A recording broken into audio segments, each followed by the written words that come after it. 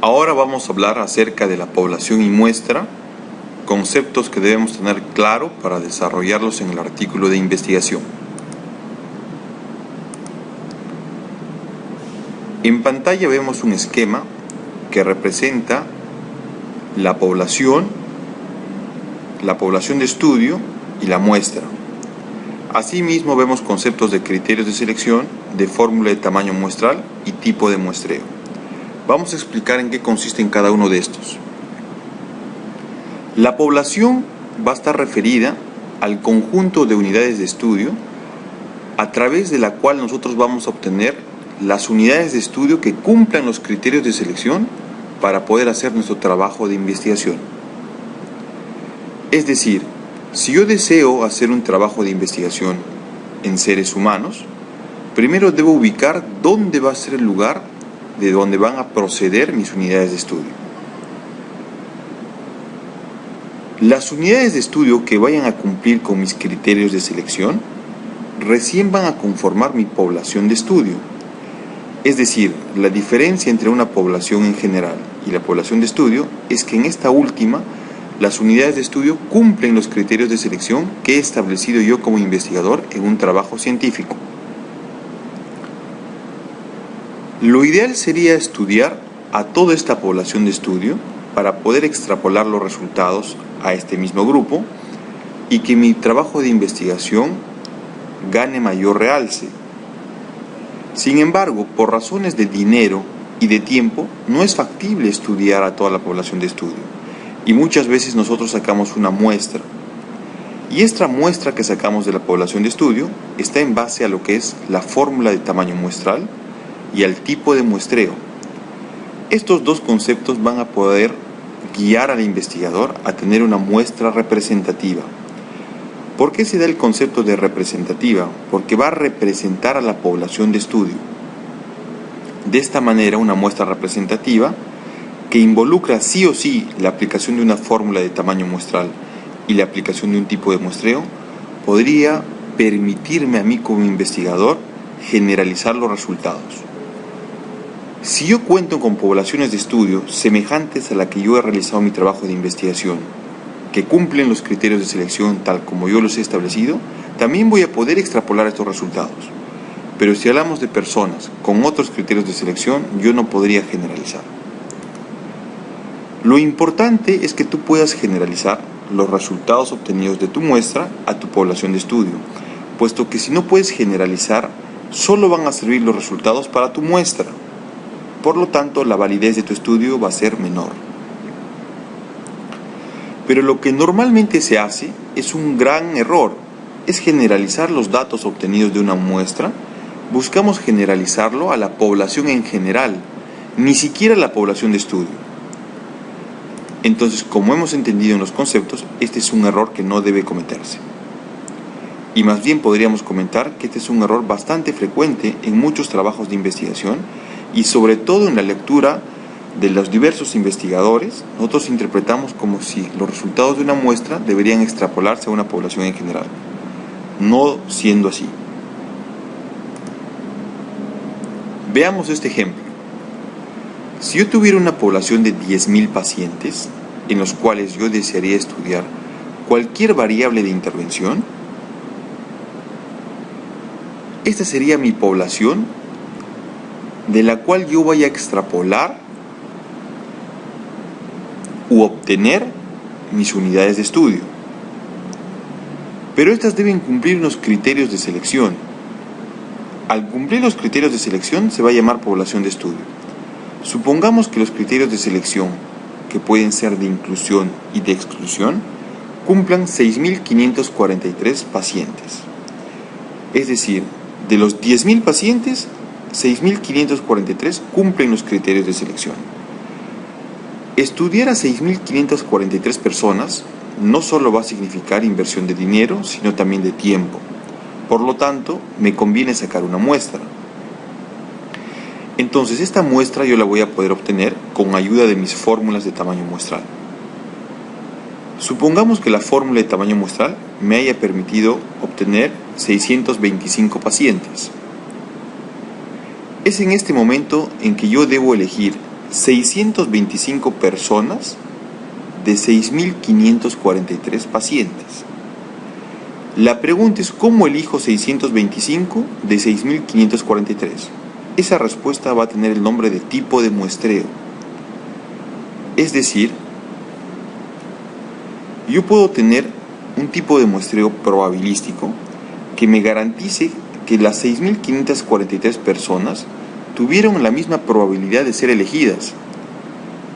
Y dependiendo del muestreo, que puede ser aleatorio simple, estratificado, entre otros, yo habría escogido estos 625 pacientes. Podríamos esquematizarle el muestreo así. Acá representan a todas las personas de la población de estudio y solo los que han sido seleccionados por un sorteo simple, que las vemos acá en un círculo más grande rodeando a la circunferencia negra, serían los que han sido elegidos para formar parte de la muestra. Bien, entonces, habiendo dado este entendimiento acerca de los conceptos de población muestra y población de estudio, podemos definir que la población es el conjunto completo de individuos, animales u objetos con una característica o atributo común observable. Principalmente el término de población está dado para seres humanos. ¿Qué van a ser los criterios de selección? Van a ser todas aquellas características que deben poseer las unidades de observación para que puedan ser consideradas como parte de la población de estudio. Se pueden también describir criterios de inclusión y criterios de exclusión por separado. Estos criterios son los que me van a permitir a mí filtrar mi población de estudio de la población en general. Y se supone que estos criterios van a ser los que me van a permitir hacer una buena estandarización en base a las variables que yo quiero investigar, de manera que pueda controlar los factores de confusión o las otras covariables que podrían estar interactuando al momento de obtener mi resultado. Con un buen control de los criterios de selección, yo voy a tratar de que solo se queden en estudio las variables que a mí me interesan, por decir la variable causa y la variable efecto o las variables principales, y algunas covariables que sí son indispensables. Los criterios de selección, por lo tanto, juegan un papel importante al momento de hacer la evaluación de la muestra. Veamos el concepto de muestra. Si la población era el conjunto, la muestra va a ser un subconjunto que va a ser obtenido de la población de estudio. Una vez que se ha decidido escoger una muestra, se deben tener presentes dos cosas. Primero, la determinación del mínimo tamaño muestral requerido, que lo vamos a ver a través de una fórmula de tamaño muestral. Y segundo, el procedimiento de selección de la muestra, también conocido como diseño muestral o tipo de muestreo, que son conceptos que hemos estado explicando. Por lo tanto, recuerda esto: la muestra puede ser representativa o puede ser no representativa. Para que tú digas que tu muestra sea representativa, vamos a tener que estar cumpliendo sí o sí un buen tamaño de muestra, garantizado por una fórmula de tamaño muestral, y tenemos que cumplir un tipo de muestreo probabilístico que me permite elegir la muestra de la población de estudio donde todas las unidades de estudio hayan tenido la misma probabilidad de ser elegidas, de manera que las que representen o las que hayan sido seleccionadas por este muestreo realmente me permitan a mí extrapolar los resultados de esta población de estudio.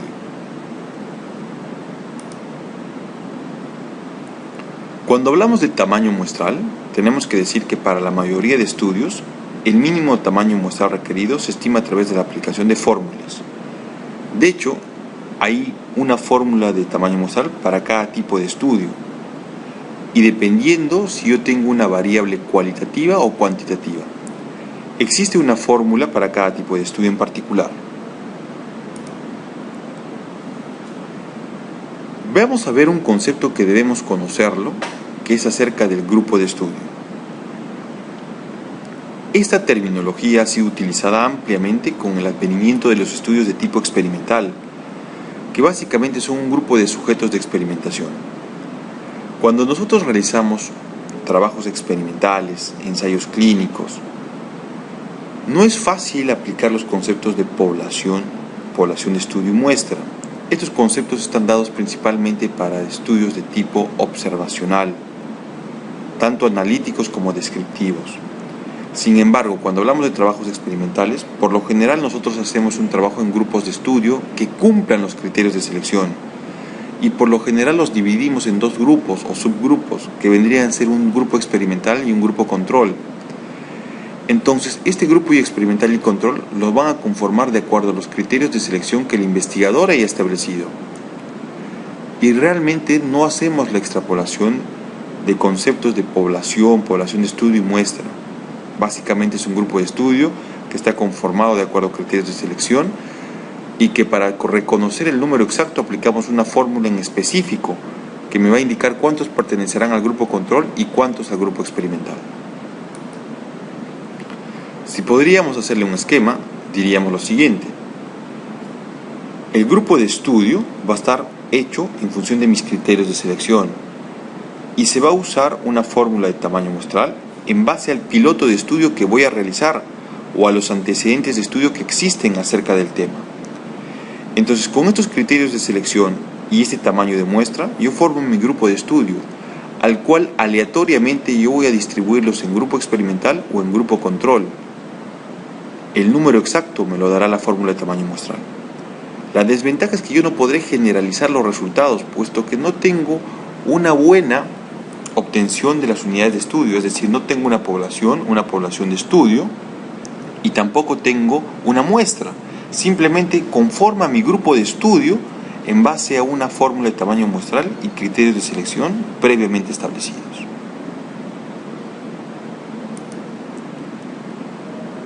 Hay un concepto que también tenemos que explicarlo, que es acerca del tipo de muestreo, que habíamos dicho que es la forma de cómo es que yo voy a elegir mi muestra de mi población de estudio.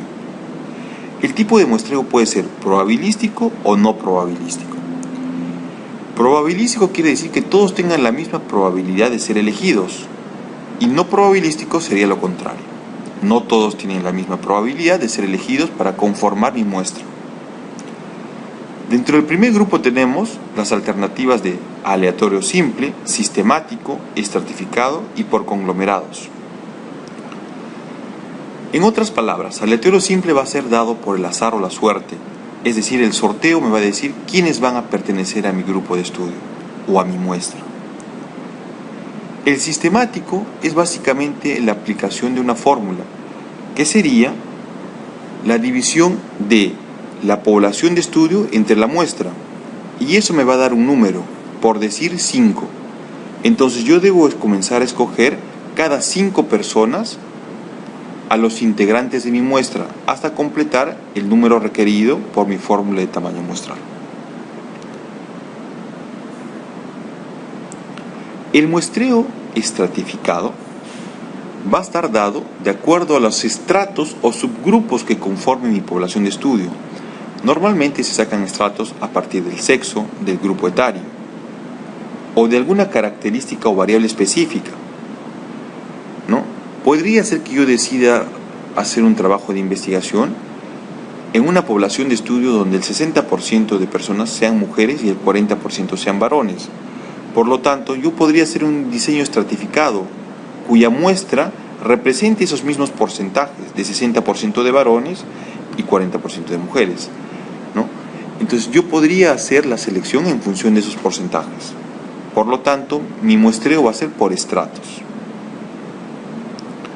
Y el por conglomerado se va a aplicar cuando mi población de estudio sea muy grande y yo no tenga exactamente la lista de las unidades de estudio que conforman mi población de estudio y solo pueda tener un aproximado. Entonces normalmente lo que haría acá yo es obtener mis unidades de estudio para mi muestra en función a conglomerados que podrían ser vecindarios, podrían ser escuelas, colegios, podrían ser universidades, etc. Yo no tengo la lista completa de mis unidades de estudio, pero sí puedo sacar mi muestra por un grupo grande que no va a estar conformado específicamente por una persona, sino va a estar conformado por una institución o un vecindario, etc. Cualquiera de estos tipos de muestreo me van a asegurar que tengan la probabilidad de que las unidades de estudio puedan pertenecer a la muestra. En cambio, el muestreo no probabilístico, que puede ser por conveniencia, incidental o de voluntarios, no tiene mayor peso metodológico, producto de que los sujetos no tuvieron el mismo chance de ser elegidos.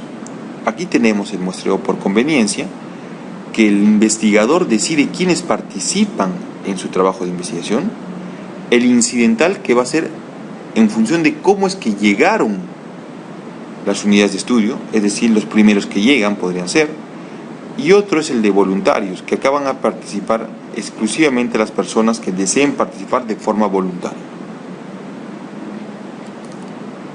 Vamos a dar más especificaciones del muestreo probabilístico. Por ejemplo, en el muestreo aleatorio simple, yo escojo mis unidades de estudio para conformar mi muestra, ¿no? Hagamos de cuenta que este rectángulo representa mi población de estudio. Dentro de ellas están cada una de mis unidades de estudio, y yo voy a seleccionar el número de tamaño muestral que me ha salido en mi fórmula, pero mediante el azar. Entonces cada círculo representa la que ha podido ser elegida. En cambio, el muestreo sistemático, como les dije, era dividir la población de estudio entre la muestra, ¿no? Entonces, de lo que me sale, por decir, en este caso sería 7, 1, 2, 3, 4, 5, 6, 7. Entonces yo elegiría a mis pacientes cada 7 personas, ¿no? Entonces el siguiente también tendría que ser cada 7, 1, 2, 3, 4, 5, 6, 7 sería este. Y el siguiente también tendría que ser de 7 personas, 1, 2, 3, 4, 5, 6, 7. Y así sucesivamente hasta tener el número completo de acuerdo a mi fórmula de tamaño muestral. El estratificado, dijimos, por decir, de este grupo donde se ven menos circunferencias negras, tiene un menor porcentaje de sujetos que del que representa el lado derecho del rectángulo, donde hay más circunferencias negras. Entonces yo tendría que elegir más circunferencias del lado donde hay más unidades de estudio que del lado donde no hay más unidades de estudio, para que pueda representar lo que realmente tiene mi población. Y el por conglomerados, yo no tengo exclusivamente la lista de las unidades de estudio. El diseño es tan grande que yo no puedo tener contacto directo con las personas, que prefiero hacerlo por bloques, como por ejemplo podrían ser las escuelas públicas. Entonces yo separaría una escuela de la cual voy a sacar algunos sujetos de estudio. ¿Cómo sacar estos algunos sujetos de estudio? Lo voy a sacar al azar, es decir, inicié con un muestreo por conglomerados, pero después hice uso del muestreo aleatorio simple para obtener las unidades de estudio propiamente dichas. Igual acá seleccioné otra escuela. Dentro de esta escuela seleccionada por conglomerados, luego utilizaré el aleatorio simple para seleccionar quiénes van a participar en mi estudio. Así concluiré con la otra escuela y con la otra escuela. Bien, todo esto que hemos aprendido me va a servir para que yo pueda redactar en mi trabajo o artículo científico, ¿no?, la parte que me corresponde a lo que es población, muestra y criterios de selección. Veamos así. Acá tenemos un ejemplo, que es un artículo que publiqué, que habla de la concordancia entre los estadios de calcificación dentaria y la maduración esquelética en niños y adolescentes de una localidad peruana. Entonces miren lo que se pone en la parte materiales y métodos. El estudio fue de tipo observacional, descriptivo, transversal y de correlación.